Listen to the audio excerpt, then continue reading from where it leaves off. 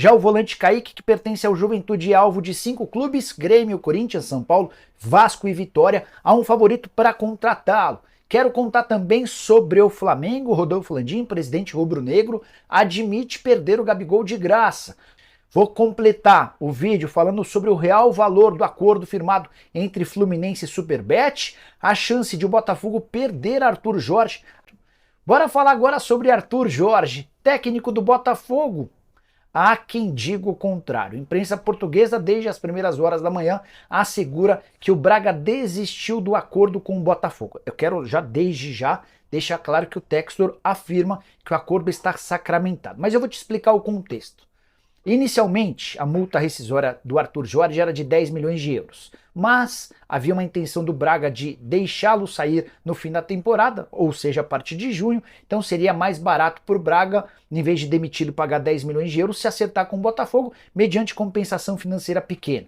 Num primeiro momento, os clubes se acertaram por uma multa de 2 milhões de euros, só que o Braga está tendo dificuldades em contratar o Daniel Souza, que é seu técnico escolhido. Ele pertence ao Arouca. O Arouca está pedindo 1 milhão de euros. Diante desse cenário, o Braga passou a pedir 10 milhões de euros para liberar o Arthur Jorge para o Botafogo. O Arthur Jorge que está comandando seu time nessa segunda-feira, na teoria, o último jogo, antes dele se mudar para o Rio de Janeiro. O Textor, inclusive, concedeu, antes de eu gravar esse vídeo, uma entrevista ao GE afirmando que está tudo assinado, não há como o Braga voltar atrás. Uma das alternativas é que o Botafogo, em vez de pagar 2 milhões de euros, assuma mais 1 milhão de euros, que vai equivaler ao valor que o Braga vai precisar desembolsar junto ao Arouca para a liberação imediata do Daniel Souza. É o que se imagina para agora, embora boa parte da imprensa portuguesa assegure que o negócio está desfeito e o Botafogo não terá mais Arthur Jorge. A favor do Fogão, a vontade do treinador português de 52 anos de idade, ele já tem tudo fechado com o Botafogo e espera confirmar sua mudança nas próximas horas. Bora falar agora sobre o real valor do patrocínio do Fluminense. Contei pela manhã que o Flu tem um acerto fechado com a Superbet e que esse acordo teria uma validade de 3 anos com 52 milhões de reais pelas 3 temporadas, o que equivale a mais ou menos 17 milhões e 700 mil reais. Não é essa a cifra combinada.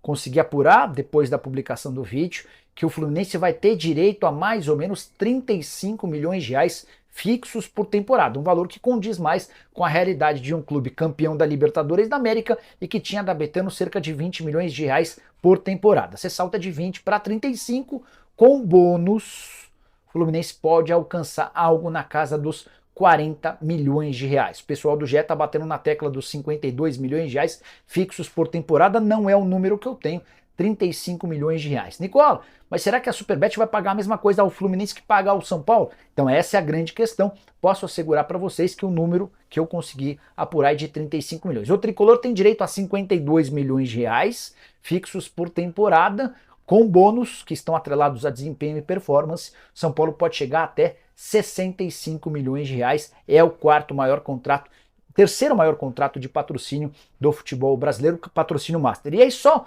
uma observação importante, eu tenho visto muita gente afirmando que o patrocínio master do Palmeiras é de 81 milhões de reais. Esse número está completamente equivocado. Por patrocínio master você entende o peito e no máximo as costas. Os 81 milhões que a Crefisa e a FAM pagam ao Palmeiras são por todas as propriedades no uniforme, incluindo o meião, o número atrás da camisa, o omoplata, enfim.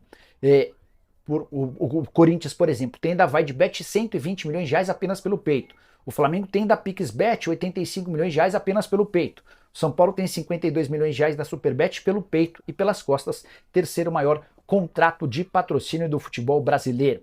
Só para arrematar, o Flu não confirma acordo com a Superbet, até porque ainda vai fazer mais um jogo vestindo a Betano, confronto dessa quarta-feira contra o Alianza Lima no Peru.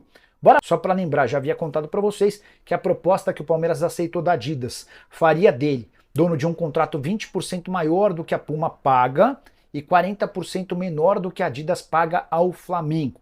Por falar em Flamengo e Adidas, quero contar que existem conversas para a prorrogação do contrato do Flamengo com a Adidas. A tendência é que essa prorrogação aconteça, mas o Flamengo está de olho no contrato que a Adidas está fechando com o Palmeiras para exigir uma compensação financeira maior. Então também não descarto que a Adidas tenha recuado um pouquinho em relação ao Palmeiras para primeiro se acertar na renovação do contrato no Flamengo para depois bater o martelo com o Palmeiras. Só para arrematar, ainda sobre fornecedor de material esportivo, Palmeiras e Flamengo, a Puma, que corre enorme risco de deixar o Palmeiras no fim dessa temporada, sondou o Flamengo para entender as condições de valores.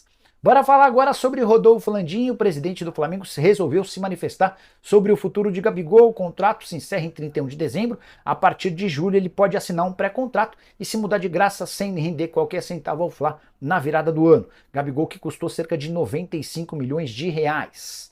Importante contar que o Landim deu uma entrevista à CBN Rádio e afirmou o seguinte, abre aspas, o Flamengo já demonstrou diversas vezes que leva o contrato dos atletas até o fim e renova no final. Fizemos isso com Diego Ribas, Diego Alves, Felipe Luiz, Bruno Henrique e eles renovaram.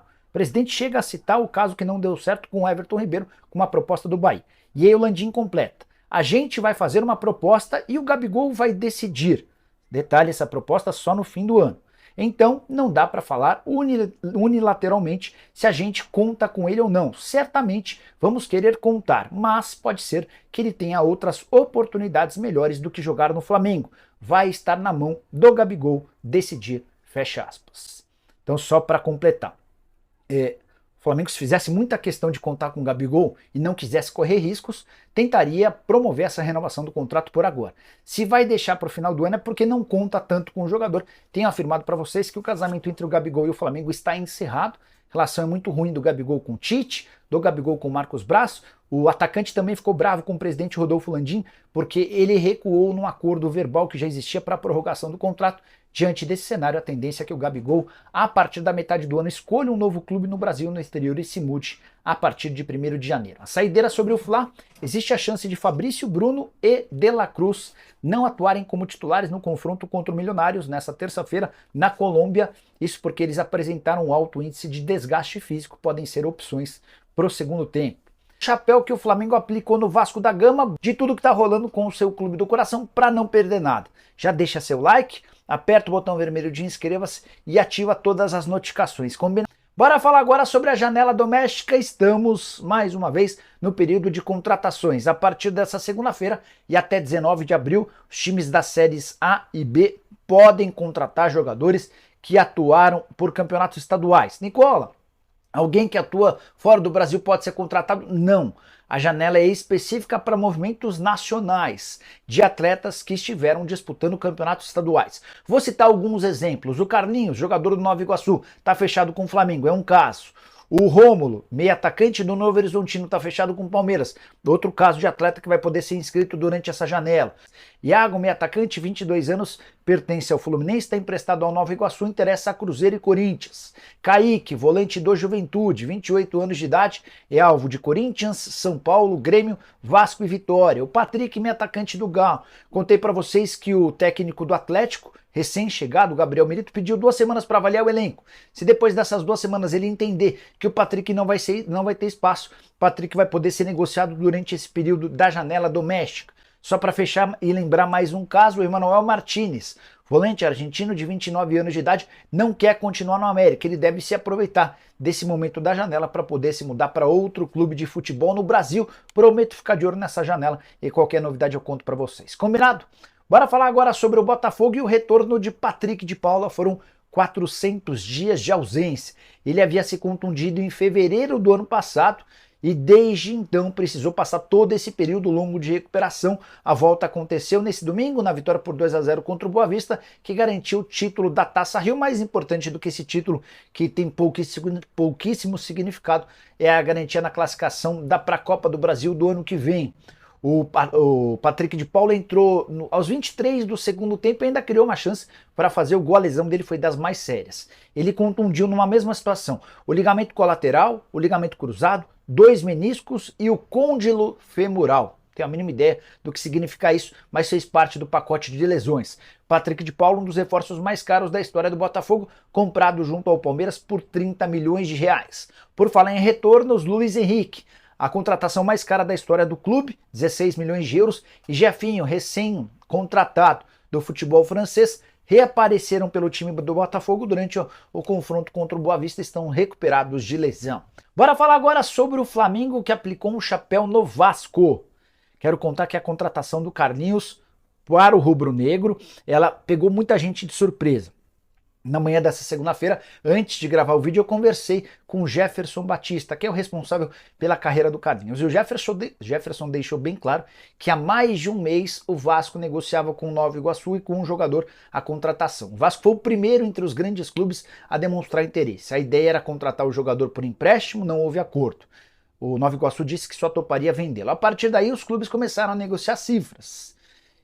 O problema é que o Vasco alegava que não tinha dinheiro para fazer o investimento à vista. 777 assegura que tinha problemas de caixa e que não poderia fazer o pagamento à vista. Pois bem, o Flamengo apareceu e praticamente do dia para a noite acabou por fechar o negócio. De acordo com o Jefferson Batista, em cerca de 24 horas o martelo foi batido. O Flá vai desembolsar 3 milhões e 200 mil reais à vista por 70% dos direitos econômicos.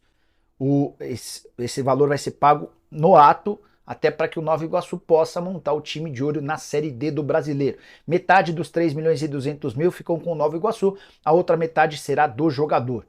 A nova divisão de percentuais do atleta tem o Flamengo com 70%, o Nova Iguaçu com 15% e o Carlinhos com mais 15%. O atacante, que ganhava na casa dos 20 mil por mês, no Nova Iguaçu vai ter um belo reajuste salarial e o restante da grana atrelada à produtividade. Quanto mais gols e jogos ele fizer, maior será seu salário. Só para completar sobre esse assunto, Carlinhos, o América, o Atlético Mineiro, o Fortaleza e o Vitória eram outros interessados. O Carlinhos também tinha proposta da Coreia e do mundo árabe.